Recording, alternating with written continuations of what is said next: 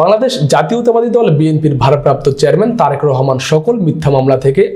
আদালত কর্তৃক নির্দোষ প্রমাণিত হওয়ায় দিনাজপুরের বিরলে সোমবার আনন্দ মিছিল করেছে বাংলাদেশ জাতীয়তাবাদী দল বিএনপি সহ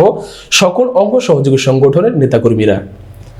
সকাল আনুমানিক 11টার সময় বিরল হাসপাতাল মোড় থেকে দিনাজপুর জেলা বিএনপির যুগ্ম সম্পাদক সাবেক উপজেলা চেয়ারম্যান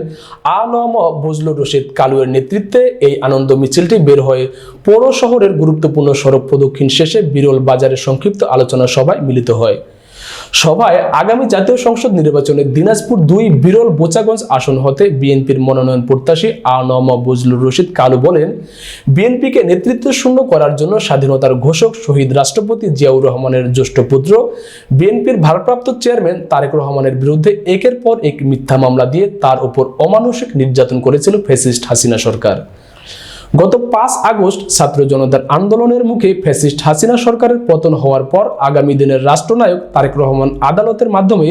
সকল মিথ্যা মামলা থেকে নির্দোষ প্রমাণিত হয়ে এখন দেশে ফিরে রাজনীতি করার ক্ষেত্রে তার আইনি কোনো বাধা নেই। মিছিলে বিরল পৌর বিএনপির সভাপতি মোহাম্মদ লিয়াকত আলী, সাধারণ সম্পাদক মোহাম্মদ নূর জামাল হোসেন,